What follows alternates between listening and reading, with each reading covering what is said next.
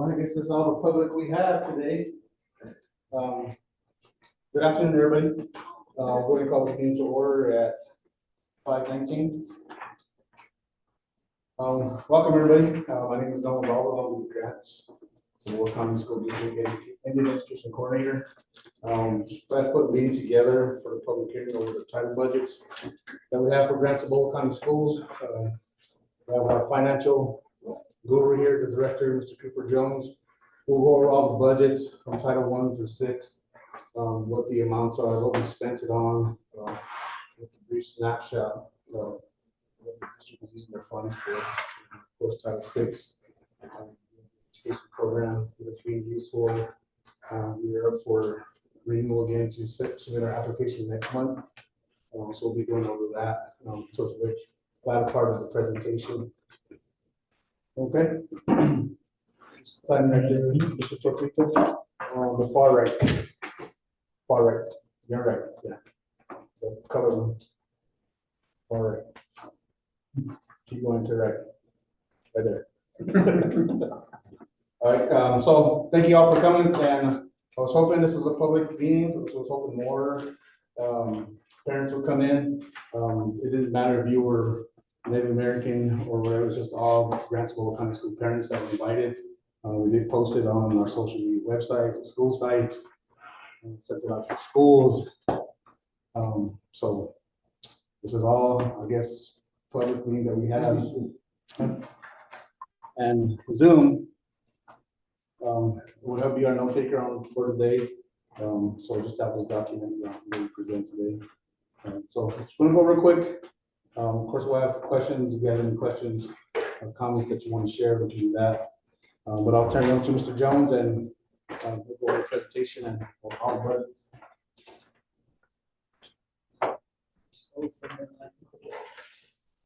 Hi, everyone. If you haven't used Google in a minute, it'll actually draw stuff for you. So put your logo in, say what you want it to say, and it'll do it. It's fantastic. I'm not nearly this creative, which is saying something because that's not fantastic. So just kind of 10,000 foot view with me for just a second. The budget, all in all, needs to be totally in line with what the strategic plan is. So there are goals within the strategic plan. Something that's kind of interesting that's happening now that doesn't happen all but every 5 years is our strategic plan is being revised. If you look at our data, you would see that we're failing in some areas. So it's really easy to make a strategic plan. It's really hard to implement a strategic plan because there's turnover, things change, and funding changes and all that. So when we talk about the strategic plan and the budget, they're connected. They're just a little bit different. Strategic plan goes for 5 years. Budget's only good for 1. And stuff at the state is changing all the time as well. So a good example of this is like the Forest Reserve Fund. That was something that we had that they took away that they just gave back. So you can't really count on that money to keep coming because things change. Our district's also in a kind of an interesting position because our enrollment is going down. So what used to be 3,600 students is now like 2,900 students, and we have the same amount of staff. So the percentage that we're spending on staff is getting higher and higher. One, because we're being the best as we can to our teachers, and 2, because we have less students. So, our class sizes are pretty fantastic across the board. So I just wanted to talk really quick about the strategic plan and how it relates to the budget. And really, everything in the strategic plan is all about student achievement. So if you did the budget survey, you'll see that we're asking about like what the public, what parents think, what teachers think about attendance. We're asking them what they think about reading and what they think about math.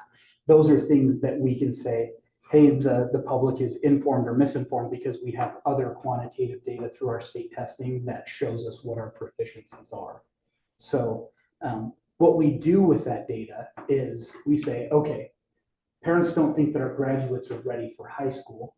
How do we get our graduates, or excuse me, post-graduation for college or careers? How do we as a district implement our strategic plan and then vote with our dollars to help students be more ready for college and career readiness? So this is just, again, 10,000 foot view. So this is our current SEG amount. The board has yet to vote to approve this. We're kind of in an interesting situation this year where the state is asking for our budget before the board can approve it. It's rare, but it happens in those circumstances. What happens is the board gives a preliminary or a draft approval. And then once everything gets finalized with PED and we get our audit, everything gets totally approved. So of this almost 45 million, we're 85, almost 86% that goes to salaries. So just really quickly, if you were gonna drive to Albuquerque and go to your favorite steakhouse, whatever it might be, that's kind of the equivalent of like, if you had $100 to spend, your waitress would be taking 86 of those dollars. So it leaves you on the kids menu, right? So there's a reason why our central office is in an old high school building. The district is by no stretch flush with cash where we can just spend where we need to, where we want to spend. It's very much needs-based. So that other 15%, that's stuff like utilities, natural gas. We pay our municipalities for water. We pay for sewage. We pay for internet. We pay for all of these things. So maintenance of facilities is a big one. Another one that we don't think about a lot is like contracts. So we have a copier contract. That copier contract has a dollar value assigned with it. We have service contracts or agreements for HVAC stuff. That stuff gets costly as well. So when we send out the survey and we want the feedback, our parents could, but it would be unwise for them to say, stop paying the electric bill, because we just have to do it, right? Because we have to operate. So we ask questions and we really want input on maintenance and food service, transportation, PD, technology, security, because if it's something that we're lacking, usually it's something that's important. That's not always the case. So our site security is pretty fantastic. We have a state-of-the-art camera system and access control. It's still something that parents care about because safety and security is a big deal. So just because parents are saying, hey, we love this, that doesn't necessarily mean that the district's failing in that way. It just means that that's a priority. So we continue to fund those activities. We continue to keep up on that. Something that happens with facilities is everybody complains when something's wrong, but nobody says, hey, the facilities look fantastic. It's kind of a standard that we have. So facilities currently is ranked number 3 on the survey. Number 2 is food service. So I'm really excited about the food service. We have an agreement with a company. Currently, that agreement times out. So we're actually vetting proposals right now. We had 4 other food service providers put in bids to provide us with food. I'm really hopeful just because our kids need to eat and the kids need to eat well. So if you have students at the middle school, some days the middle school is feeding less than 40% of their kids. That's terrible because we know that the kids in the middle school are hungry. When I was a middle school kid, I could out-eat anybody in the world because I just needed those calories. So, and then we look at student focus, and it's not that one is more important than the other, except this is like what we're here for. I mean, if you're an educator, you're really focused on instruction. Instruction's not on this list because instruction should be number 1 all the time because we are a public school district. It's kind of a given, you know? So, but we look at how parents are voting, community members are voting in terms of activities, athletics, STEM, CTE, art, music, student services, that would be like tutoring or counseling, mental health stuff, and then gifted and SPED. So this is kind of Dr. Martin's world, and he was kind enough to provide this information. These are our awards for our title funds moving into next year. Title VI is on the next slide. So the way that the title funds work is you write out an application and you put a bunch of expenditures in your application. So if Dr. Martin says with Title I, and this is a terrible example, if Title I, we're gonna get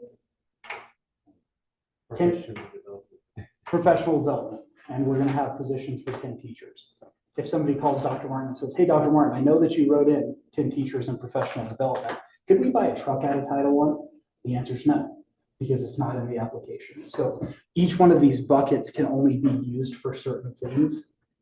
We use the needs of the district in the strategic plan to write in specific needs that we have that are allowable under the program. So one of the big ones, yeah, please. Do you want me to add, but therefore, Title I used to be really broad and you know what I mean, they're not as strict Yeah. as they are now.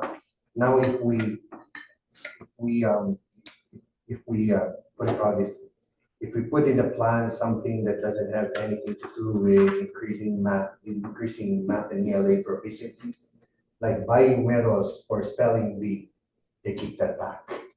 So, paying for driver's ed, they kick it back. So they're really particular with what we're spending it on. It used to, they allow us to pretty much spend it on anything, not anymore. Sure. So Title II is for teacher and administrator professional development, pretty much to what do you call this, to improve our teaching force and administrative force. Title III is to improve the achievement of English language learners. We usually use that for professional development. In our case, it's always been SIAP for training for our teachers. Title IV is for safe schools, pretty much. We use it for our attendance liaisons to improve student attendance. We also used to use it for Go Guardian, Yeah. which right now is going to be Yes, security. securely. Yeah, to be security. And Title V is RLIS, Rural Low-Income Schools. We use it for our Rural stipends. rural stipends. So, thank you. Perfect. No, thank you. Dr. Martin's handy and he knows all of the line items. So this is the Title VI breakdown. I say approximately because I'm not a superstitious, I'm a little stitious. Office, anybody? No. If I say we're gonna get, I think the preliminary award amount was 405,379, right? So I'm gonna say approximately 400 until I have that letter that is stamped and that money is ready to be spent. So we have around a $400,000 in Title VI. So the district historically has funded the Title VI liaison positions with that money. In order for us to make that money go further, we have to split fund that with our SEG amount, our GO amount. So what's interesting is when we look at the budget and we look at FTEs, we look at the unit value of somebody. So you're looking at their salary plus their benefits as their unit value. So like a level 1 teacher, their unit value for their FTEs are around $100,000, which means they're making around 55 in income and another 45-ish in benefits. So our EAs are around $60,000 an FTE. So that runs out really quick, right? Because 8 times 60,000 would be in excess of this. So we supplement with that so that none of our students, none of our Native American students are going without those services. The remaining is spent on classroom supplies. So this is really, really easy math. We spend as much as we can to get the students the services they need.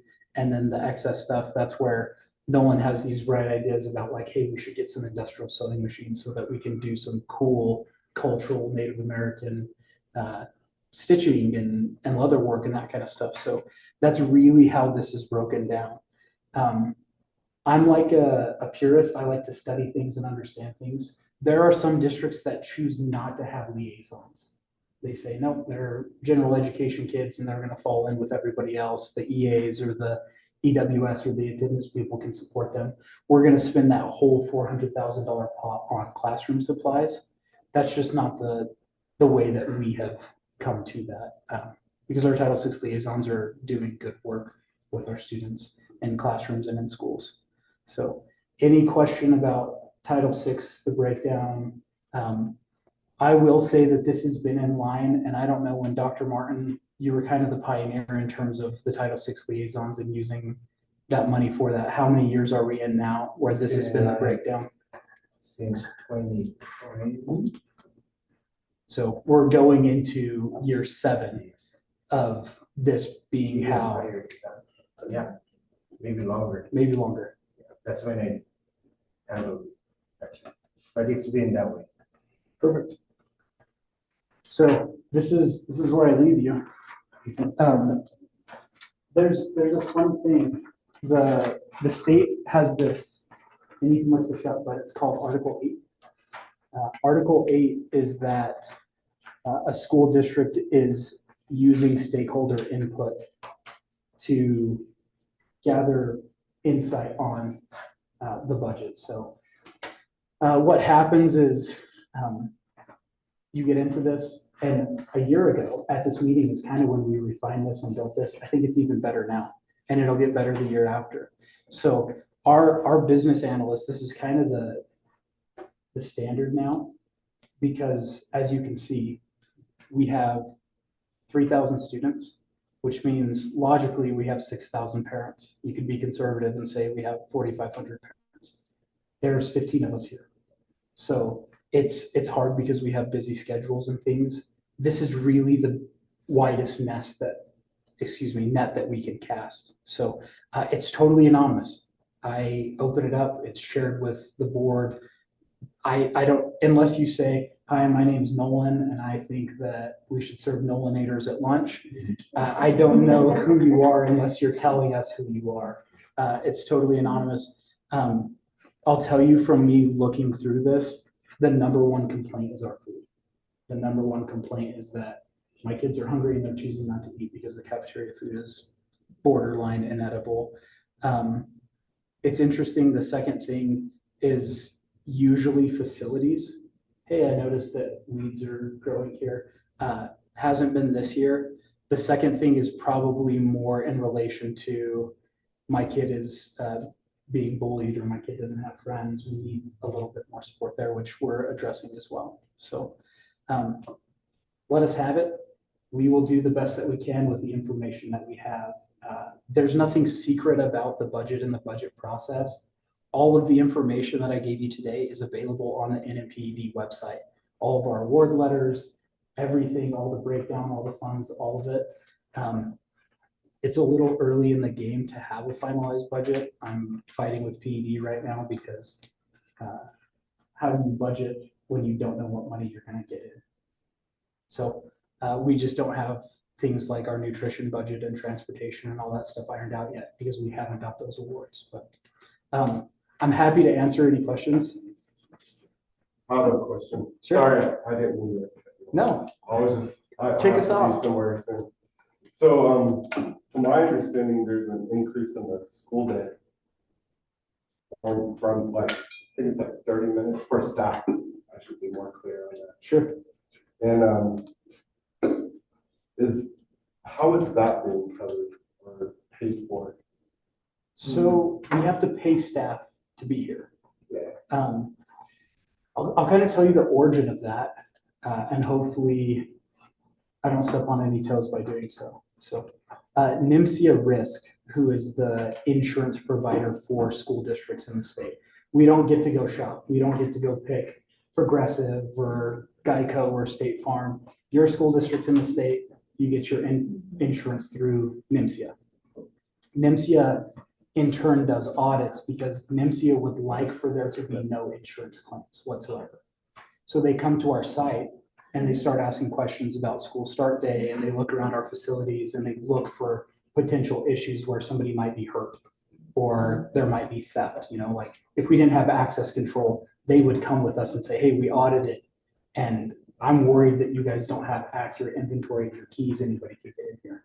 One of the things that NIMSIA identified was that there were students on campus disproportional to the number of teachers that were on campus, which is an issue. Because if I was a 7th grader and I was at school and I was hanging out with my friends and there was no oversight, I would do something dumb. Might throw a rock through a window or something like that, might get in a fight. So in response to that, that's where we are fixing that problem by saying, hey, we need our staff on time from this hour to this hour so that our students are being watched. But I mean, you're compensated for that time. It's not a freebie, I guess. So is that set like in stone now? Like it's not approved and everything? That is, so the part of that includes union negotiations in which the union has ratified that agreement. So that requires the expenditure of funds, correct? It's an expenditure of funds through salary. So I'm gonna email you Okay. something. Yeah. Just, I don't want to put it on record or anything.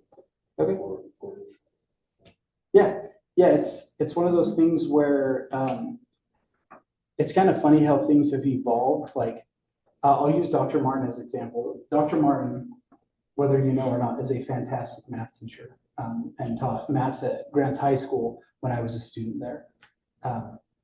I remember getting to school at 7:30 and Dr. Martin had probably already been at school for 30 minutes, maybe longer. The more traditional teachers, they like to get there a little bit early and they like to leave a little bit. My generation's the worst at that. Work starts at 8, 7:59, baby. We're power sliding in so that we're cutting it a little close. So where it used to kind of be a given that the teachers needed to beat the students there, that's just not really the standard anymore. And it's not like, man, young teachers are the worst and they can't handle it. It's just the rules have kind of changed a little bit in terms of you have to be a little bit more like direct with this is what the expectation is. I have a couple questions. I'm here for you, sir. You mentioned the food. Food. Has there ever been, or do they even allow students to do surveys as to what they would like to have served to them? They do. So the district's student nutrition history is kind of interesting. So Miss Gamboa, formerly Miss Henneman, did the district nutrition for a number of years. What happens is because we have a school district where we feed 3,000 students, we compete with like Rio Rancho that's feeding 12,000 students a day, 22,000 students a day. So we end up paying more for that food. It's a principle of economics. It's called economies of scale. So if you buy a higher quantity of things, you can get a better rate. So over time, our ability to manage that in-house just got so tight that it was being costly and the quality of food that we were getting was poor.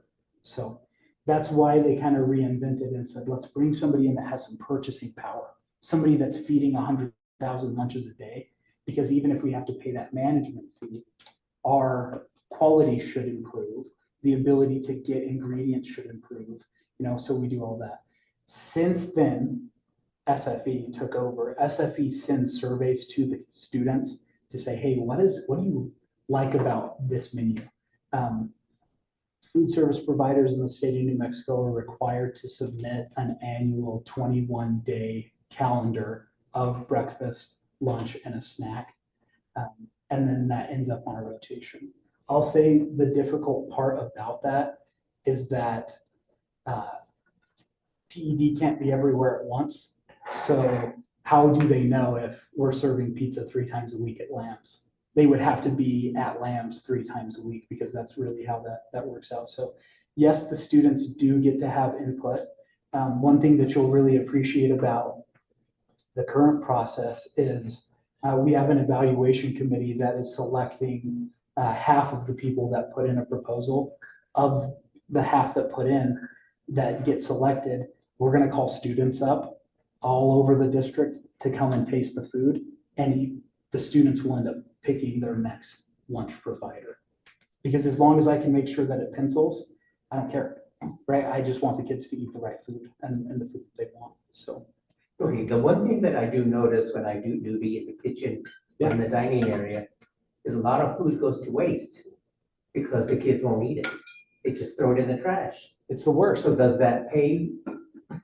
No, so this is our issue. Food service in schools works on a claims basis. So if all of us ate lunch, there's 15 of us, and all of us actually went and ate lunch, we get to claim that. The cafeteria gets to say, hey, we fed 15 kids, and then the state pays us to feed those 15 kids. The issue with all the waste is, if I'm not eating my food, I don't get to claim that.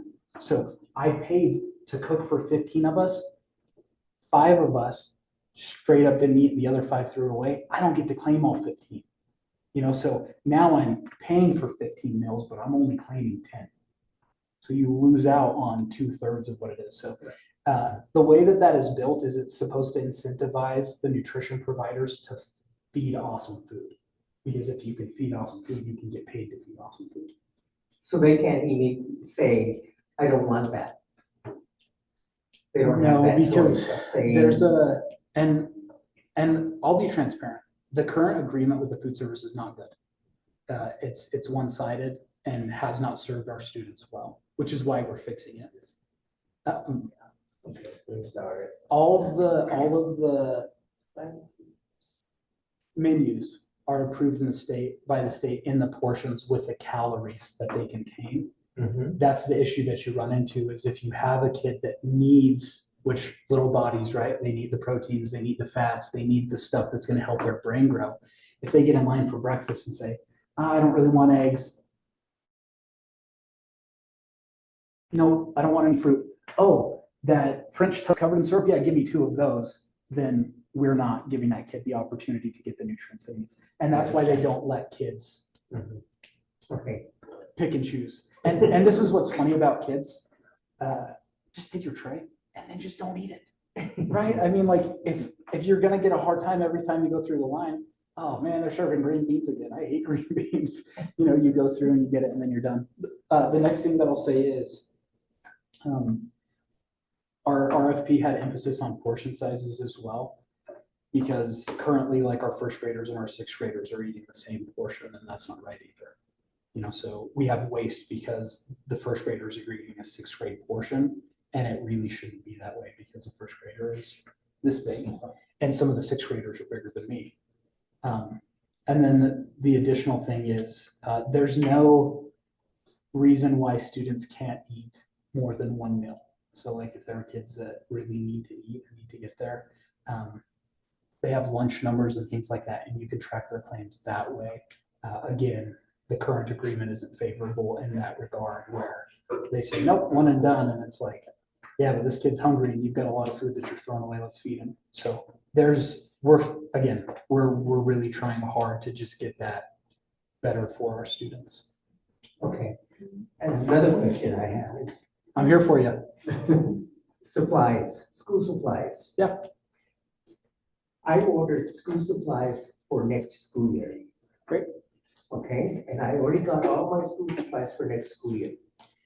But what I didn't get was the school supplies for this year. The second half of this year, I didn't get my school supplies. I only got maybe 2 items out of the whole list that I provided. Sure. And I can't use those supplies because it's not complete. Not what you need. Yeah. And it doesn't pay to get those supplies. And then I also have an issue with someplace to put it. Right now, it's sitting in my classroom, still in boxes, because I can't put it away, Sure. and I have no place to put it. My storage room, I share with another teacher next door. He takes up half the space, and I take half the space, and our spaces are both full to the max. Tight. So there's no place to put extra supplies. Sure. So then my next year's supplies are sitting in my classroom in boxes. So is there any way we can order shelves or cabinets, to store them in? We can. That doesn't fix the issue though. So this is how this should look.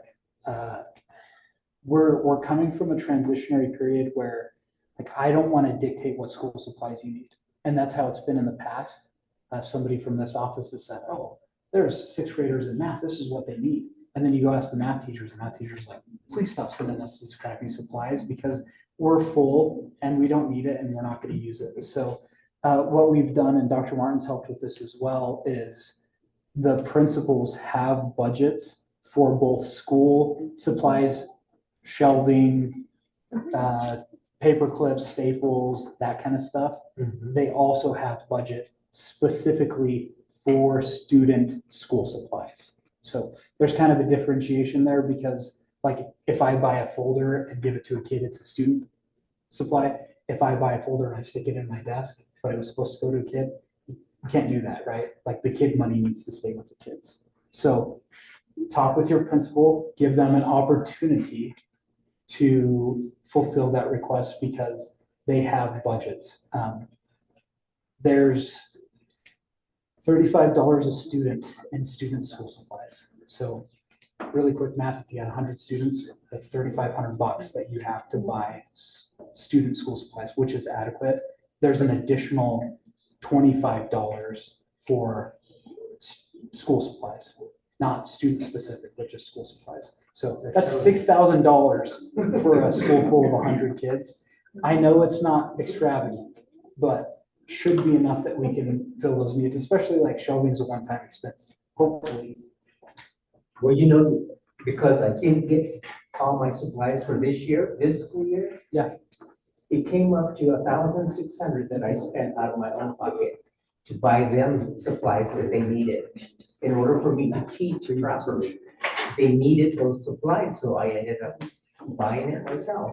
And that's how much it came out to holy for cow, the full year. yeah, it's not good. And I don't mind it. I'm not complaining that I'm spending this much money. Yeah, it But just shouldn't be that way. yeah, I just wish I could. This isn't gonna solve your problem, but educators get a tax credit, so keep your receipts. I don't know if you knew that, but you can get a $300 tax credit reimbursement for But we proving. spend this much and get this much back. Agreed, again, it's not supposed to fix it, right, It's like we spend $100 and get 5 back. It's kind of pointless. it is. So again, get with your principals, they have budgets. It's kind of a funny thing, like, they have money and they need to spend it, and sometimes they just don't. So, Okay. and what I would suggest is when you talk to them, say, let's look at building a schedule. You know, this year, let's focus on math. And next year, let's focus on science. And the year after that, let's focus on reading. And then you kind of get the idea that like, hey, I get to renew stuff in the next couple of years. The stuff that I have now, I need to make less so long. So Thank you. I'm here for you, sir. I know. And I'm trying to fix all the problems. Yeah, So as far as the problem of Yakima, we do have some concerns with the budget. For transparency purposes, we still not have seen a strategic plan for the next 5 years. So how Sure. are you aligning your budget to whatever grant is developing? Even with that, we haven't had any tribal consultation, which, includes the budget. sure. So how are you incorporating the problem of Yakima's input into the whole budget when it comes to our students? Yeah, so I'll be careful just not to get out of my lane, and very transparent, as you hopefully are all seeing. The strategic plan really belongs to the board. So until I have a board approved strategic plan, I'm working off of the old strategic plan. So the budget that I've built so far, it's based on our strategic plan. If you do the survey, you'll see that there's questions about proficiency and attendance and graduation, those sorts of things. We're using our data as well to build the budget. In terms of the tribal consultation and things like that, that is genuinely out of my lane. I get an invitation that says, hey, you need to come present the budget at this time in this way. And I say, yes, sir, and I'm there. Because even with that, there's still concern, again, we have not been presented with the data specific to Yakima.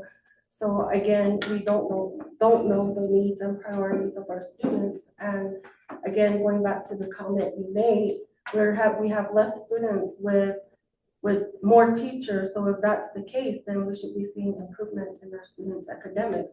So again, prioritizing those needs, I mean, we need to, whether you're working on that budget or whatnot, for transparency purposes, and if this is a public hearing, then that's something we should see. What are you working with in regards to New Mexico PED? I mean, we had a meeting with New Mexico PED and legal this morning, and these are things that should be presented during the public hearing.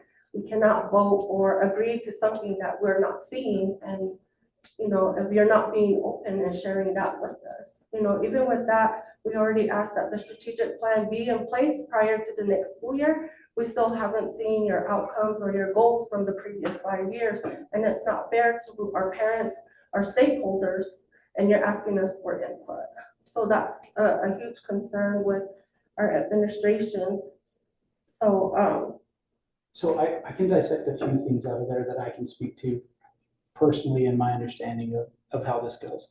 Uh, There's no embargoing of our data. I mean, our data is available on Vistas. We have also had multiple opportunities to sit down and share data, and we're doing so. If there's certain data that you need to see, we need to get you with Nolan so that you can get that. But there's no really like secrets again. I mean, the data is the data. There's no misinterpreting it. It is what it is. I think that also, and you understand instruction better than me just because your background in your education and your role. I think that there is something to be said about like, and maybe Dr. Martin can weigh in, teaching a math lesson to 6 students and teaching a math lesson to 12 students.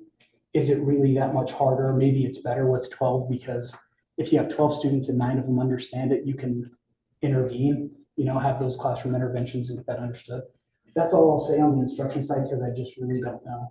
I think that the fundamental issue that I have with your statement is that this budget does not belong to any Pueblo tribal nation. So we build it for our students and we build it for all students equitably. If the tribe has an issue with it, it's like the mayor of Grant saying, what are you doing to the budget? We don't like how the budget is. And I just don't know that that's his lane. So we want to take care of the students, all students, Pueblo Vacuum students, Pueblo Laguna students, Dene students, Filipino students, white students, Hispanic students, Black students. We want to be equitable to everyone. I don't know that there's good faith when it says, hey, we don't love what you're doing with the budget, when I don't know that there's evidence that we're not using the budget appropriately. I'm not asking specific, and I'm not saying that I need to spend all that money on Acoma. I'm just speaking on behalf of Acoma because I don't have the data. And I know Nolan, you said the last dialogue meeting, you would send me the data. I have not received the data. That hasn't been presented to us, and we're still waiting on it. And then that was in our last dialogue meeting that Delton, you reported that we would have that data. We still haven't seen it. Administration is still asking us for it. So again, you're telling us to go back to the next PD and look over the data, that it's all online, but we're asking you as the school district, do you truly understand what you're presenting? Because going off of that data, what I'm reading is like K through 2 early learning, level 1, well below grade level. Out of 160 students, we have 30% that are below. It seems to me like you have data. Yeah, because I have to do the research, but I need you guys to come and tell me so you understand, where our kids are failing and what you should prioritize. You're talking about purchasing instructional material and whatnot. So we're not seeing improvements. Agreed, So- and I think that the relationship needs redefined because ultimately, no one should be coming to you and saying, hey, we have some Pueblo students that need help. How can you help support that and not the other way around? Because you have this authority or perceived authority that we jump through your hoops and it just shouldn't be that way. So that's why we want to see, or at least for the Pueblo of Acoma, we want to see where you're spending that way. And we're seeing our students failing and not just Acoma, and if it's across the board, that's something that we want to see. So which data would you like to see? Because of the 45 million, 86% goes to salaries and the other 15% keep the lights on. Like, what is it specifically that you're asking for expenditures? Because it's not secret. I mean, Because even with that, in prior years, we saw everything. We went through the whole budget. We saw where you were spending money, where we were where we needed to make improvements. Is it for instructional? Again, going back to salaries again, do we need that excess amount of teachers if our amount of students is being reduced or we don't have that excess amount? And if not, then the additional money that goes to salaries can be used for something where we need to improve in our students' academics. agreed. And it's a pain point for us, like to go from 3,600 students to 3,000 students while maintaining the state minimums, our budget gets tighter and tighter every year. Last year, that number was 83%. So we get to spend 2% more for teachers. But here's the other thing, like Dr. Martin's been here for 30 years. There's a lot of teachers that we've had for 15, 20 years. You start talking about like right sizing and downsizing, then you start getting into like livelihood questions, right? Like I've worked for the school district for 20 years, and now because we're losing enrollment, like those are hard conversations. It's not something that we can just say, hey, 10% of you pack up and get out of here. We're now gonna have 450 employees instead of 515.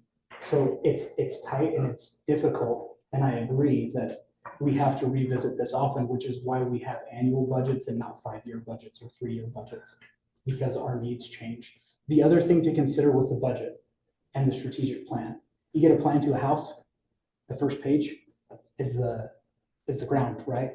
You gotta bring in a dozer, you gotta flatten it out, and you gotta compact it. And then you go to the second page, and it's the concrete, it's the foundation. And then maybe you go to the third page, and it's the utilities, and you go to the fourth page, and it's the framing. We're on page 1. We can't spend money on the framing when we don't even have a structure to build yet.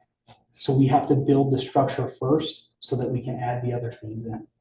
It's a process, and the budget lives and breathes. I mean, that's why we have things like BARs, budget adjustment requests. We anticipate that we're going to spend $250,000 this year on natural gas, and then we decide to get into conflict with Iran, and our natural gas expense doubles. Oh man, now we've got to go take money from somewhere else to pay that natural gas. I mean, the budget is really just like a snapshot of July 1, and then it's changing all the time because of it. So how is the district gonna ensure that the budget aligns with the priority or the needs of our students as well as other at-risk populations? Yeah, so I think that one thing that's important to know is that if you look at our data is improving. It's not fantastic. They're not going to write books about how well we're doing here. It's not going to be on the news about our proficiency being 100% and every single senior and every single graduating class going to Harvard. But if you've got to think 3,000 students and we get another 2% jump each year, that's 60 more kids that are proficient in reading. I mean, that's pretty fantastic. Because if you do 2% for 10 years, now you're talking 20% more that are being proficient. Again, I don't want to get out of my lane on like the board relation side of things or on the tribal consultation or the instruction. I can just speak to this. It's very difficult to build a budget because strategic priorities change. Strategic priorities change all the time at PMG. The only reason why I'm bringing this up is, again, it's part of the whole tribal consultation, which we still haven't had that consultation, so that's why there's that concern, and that's the reason why I'm asking these questions, because when you look at our data, our children are not doing good. You know, so again, if you're telling me that you're aligning your budget to help with the success of our students, then I should see improvements, especially if we have more teachers than students. Or I should say you have less students with more teachers and smaller classes, then next year I hope to see improvements within our students at Acoma. That would be fair if small class sizes always equal better outcomes. Because you can have a small class size with a poor teacher, somebody that's not trained, and then those students still suffer. I mean, if you're a fantastic teacher, would you rather have 20 kids and then have a teacher that's not a great teacher, that's new or bringing 9 years, not have any, because that's one that we phase out? I mean, small class sizes and proficiency aren't always correlative. And Dr. Martin's going to weigh in. I don't know what the status is on tribal consultation. I don't. Mr. Baldo and I went to that needs assessment training at CS with the Indiana division of NMPED yesterday. And we pretty much discussed that. So we have October 15th as our due for the needs assessment. Supposedly, it's the needs assessment that will be the topics for the consultation. So pretty much. So there's a needs assessment process. Tribal education departments, LEAs, and NMPED were there. We had discussions about this.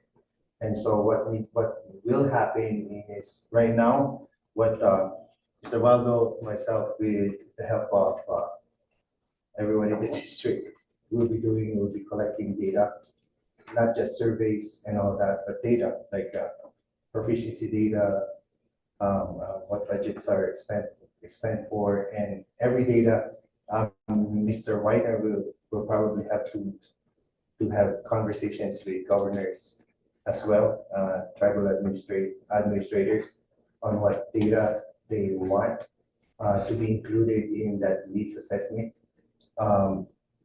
Because as PD said, and everyone in that meeting said, it should be a variety of data. So every angle or every aspect of an issue will be, you know what I mean, targeted and all that.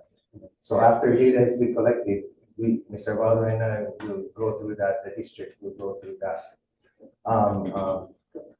Analysis of data, that data will need to happen.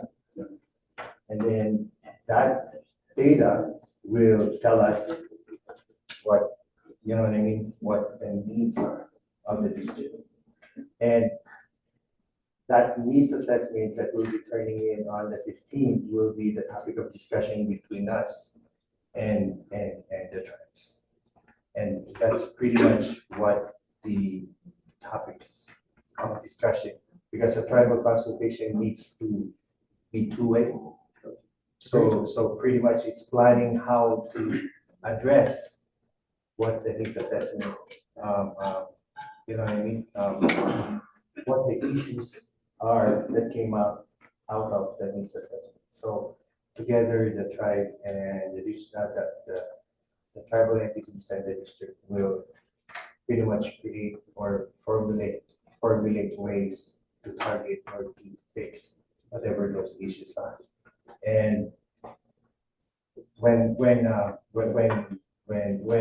after the consultation, what do you call this, fixes or solutions to those issues have been agreed upon, then we create the systemic framework. So you do the needs assessment first. Needs assessment Engage first, gathering of stakeholders. data, needs assessment, tribal consultation, and then after solutions to issues have been agreed upon through the tribal consultation, then systemic framework will be put in place, and that's due January 15th of 2027. All right, thank you, Mr. Jones. Definitely appreciate it. And it comes to probably a great year of getting all the strategic plan in place, the budget in place, the student assessment in place. And those of us that didn't put the first 5 year, we weren't here 5 years ago, so most of us are new to put the strategic plan in place. So that's what we're learning from. Okay, so but like I said, you know, Mr. Jones has said, like, all it's going to tie in. We're still going to get tribal consultation. That's not, we can't get away from that. That's a requirement that we must do before we can put together anything. Without their input, each tribe, nation, Hispanic community, the white community, the African American community, the Asian community, everybody's got to be involved in this whole strategic plan and all this assessment. So bear with us. Between now until October 15th, we'll probably knock on the doors, invite to many more meetings before this ends. The other thing I want to get back to, yes, I know you went in trouble with consultation, but we also got to wait on the Pueblo tribal nations, their leadership and their dates and timeframes. So yes, we're ready to go see them, but are they ready to see us? So that's what we're waiting on. That goes for all Pueblo tribal nations that we're waiting on, that we deal with, is we're waiting for their date, an open date to meet with them. We're ready, but do they have a date for us? That's what we're waiting on. So bear with us. All right, thank you, Mr. Jones, and that will conclude the meeting for the public hearing for the budget in Title VI. We're running over a little board, so we'll just run right into the IPAC meeting. If you can stop this meeting.